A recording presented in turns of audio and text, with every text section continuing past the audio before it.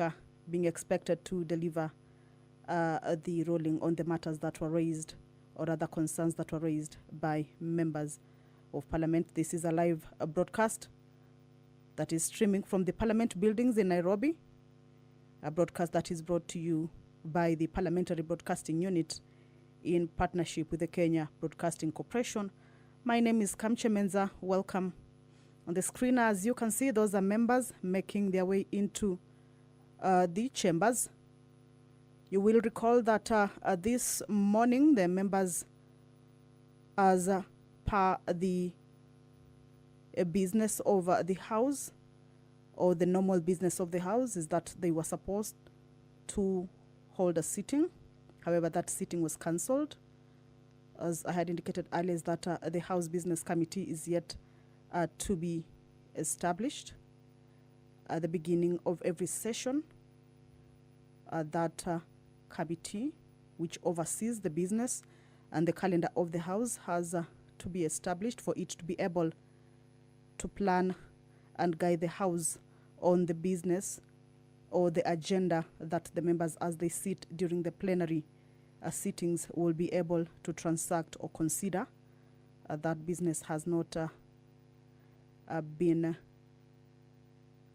dispensed with. So in the order paper, as the members make their way into the chambers, is that motion on the appointment of members to the House Business Committee, a motion that will be moved by the leader of the majority party. It remains the business or the sole business that will be done this afternoon. However, we understand that the issues that came about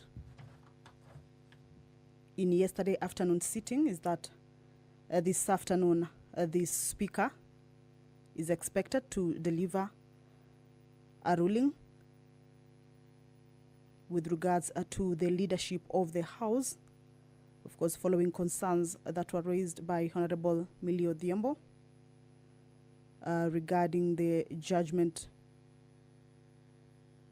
on the majority party of the House. You will recall that yesterday afternoon sitting, each member of the House was given an opportunity by the Speaker to ventilate on that particular matter. Members giving their opinions on how that particular judgment, or rather the impact of that particular judgment on the business of the House.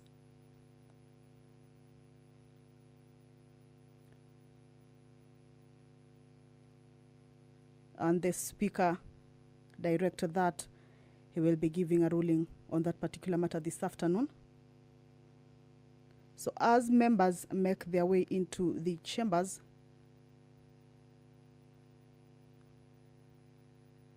they expect that that particular ruling will be given, or that the direction on which side of the two factions in the chambers holds the majority side and which one holds the minority side.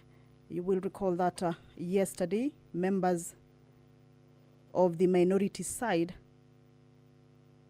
took their position, that is especially the leadership from the minority side took their positions on the majority side. However, I have just seen some of the leaders from the minority side are still on this other side. We will wait to see how that situation unfolds this afternoon as the Speaker comes to issue that particular ruling. The Speaker yesterday had indicated that the judgment from the High Court had quashed that decision on the leadership of the House, but the Speaker is the one who will decide the majority and the minority side. indicating that neither the court or any other institution can make a ruling affecting the house businesses or business. So even as members walk into the house for this afternoon sitting, that particular ruling is pertinent to how the business of the house will take place.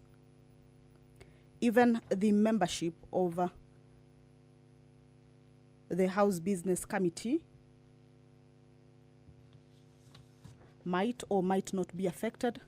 That will depend on how the Speaker rules. The changes in the House Business Committee, in the membership of the House Business Committee, is pursuant to provisions of Standing Order 171F, which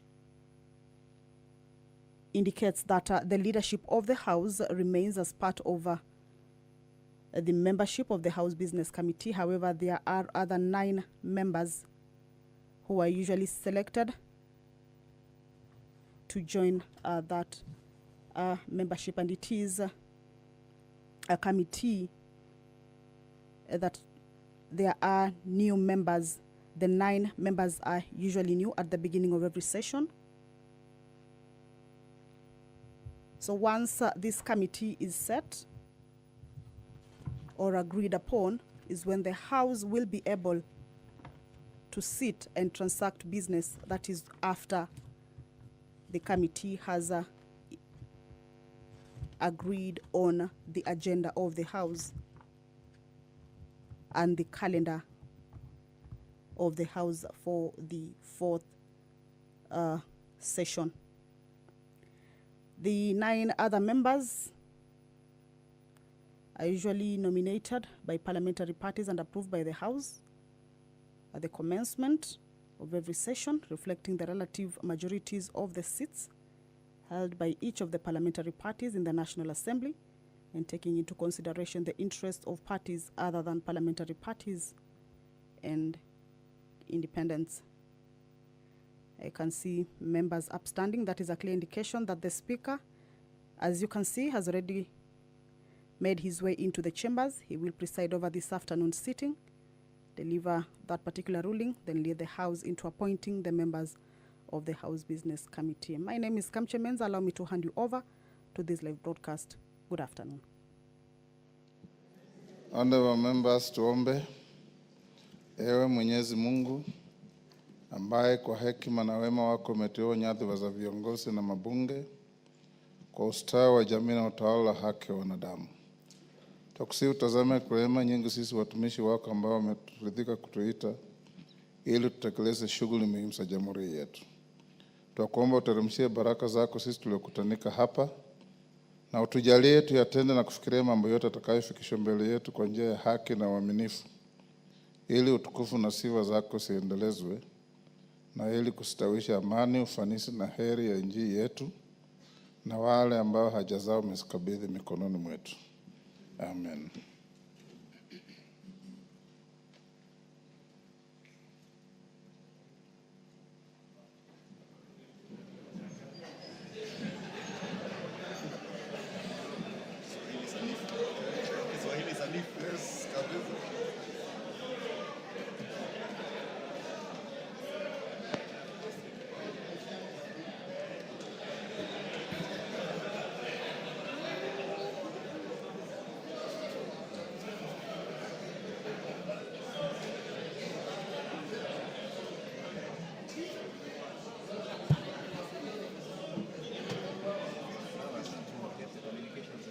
Yes.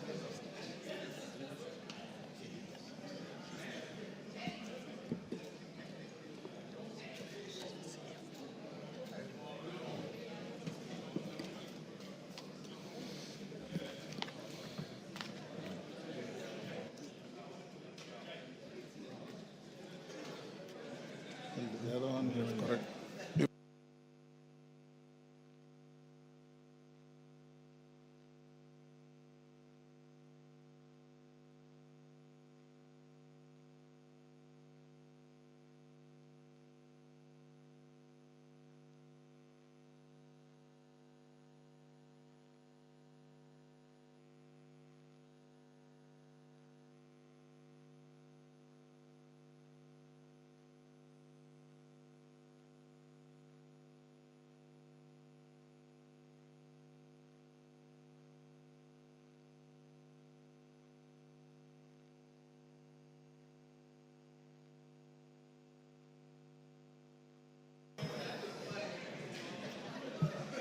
Honorable members, we have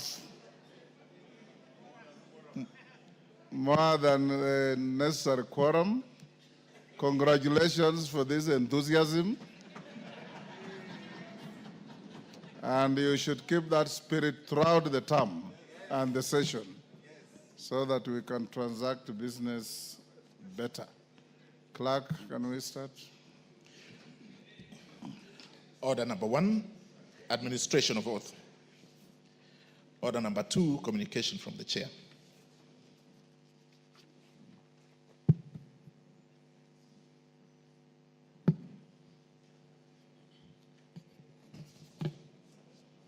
Honorable members, this is not what you are expecting. It will come slightly later.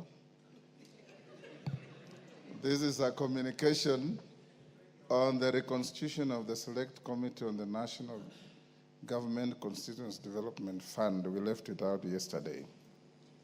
Honorable members, you recall that during yesterday's sitting on Tuesday, 11th February 2025, I notified the House that the term of 18 committees had lapsed pursuant to the standing orders. I wish to further notify the House that in addition to the 18 committees listed in my communication number 001 of 2025 of yesterday, the term of the Select Committee on the National Government Constituency Development Fund also lapsed yesterday. This is pursuant to Section 50 of the National Government Constituency Development Fund, Cap 414A. In this regard, I have since instructed the clerk to write to the leader of the majority party and the leader of the minority party, notifying them of this fact and requesting them to submit the names of members to be appointed to serve on this committee. This will enable the Committee on Selection to consider the constitution of all committees that lapsed at once, and thereafter submit its recommendations, including any consequential changes to other committees, to the House Business Committee for consideration. Honorable members, as you have noticed in today's order paper, the reconstitution of the House Business Committee is listed as order number 8. I note that by way of letters addressed to the Speaker, Honorable Kimani Ichung'wah and Honorable Junet Mohammed, in their respective capacities, already submitted names of members for appointment to the House Business Committee. These names are listed in the motion under Order 8. Honorable members, now that the question as to which is the majority party and the minority party and their respective leaders in the House is going to be settled, I urge the House to reconstitute the House Business Committee when the business appearing under Order 8 is reached, whether today or tomorrow. I hope today. This will enable the committee to expeditiously embark on preparing and approving the calendar of the House for the fourth session and setting the agenda for the House, starting with the business for tomorrow, Thursday afternoon sitting. I also urge the leadership, once constituted, to expedite the constitution of the committees that lapse in order to facilitate timely consideration of priority business, particularly the business relating to the budget cycle for the financial year 2025-26. I wish to note that pursuant to Section 25 of the Public Finance Management Act, Cap 412A, the Budget Policy Statement, PBS, must be submitted on or before 15th of February 2025. Further, under Section 33(1) of the said Act, the debt management strategy of the national government over the medium term ought to be submitted to Parliament on or before the 15th of February 2025. Honorable members, today being the 12th of February 2025, that the 2025 budget policy statement and debt management strategy are submitted to Parliament. The two documents ought to be tabled either in the course of today's sitting or during tomorrow's sitting, being the last available sitting day as per the prescribed timelines. Having said so, honorable members, strict statutory timelines apply to the consideration of the BPS by the Budget and Appropriation Committee and indeed the departmental committees. Therefore, the urgent formation of the Budget and Appropriations Committee and the Public Debt and Privatization Committee to consider the budget policy statement and debt management strategy cannot be overstated. The House is accordingly guided. Call out messages. Order number 3, messages. Members, take the nearest seats on whichever side you desire.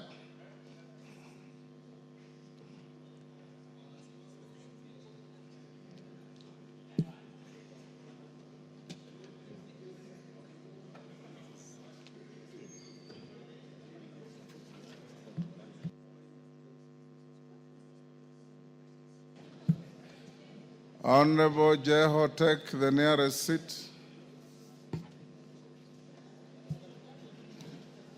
Honorable members, I have a message from the Senate. Order. Honorable members, pursuant to the provisions of Standing Order 45-5, I wish to report to the House that I have received 8 messages from the Senate regarding the passage of the following bills. 1, the Houses of Parliament Bicameral Relations Bill, National Assembly Bill number 44 of 2023. 2, the Cotton Industry Development Bill, Senate Bill number 5 of 2023. 3, the Public Transport Motorcycle Regulation Bill, Senate Bill number 38 of 2023. 4, the Public Finance Management Amendment Bill, Senate 2023.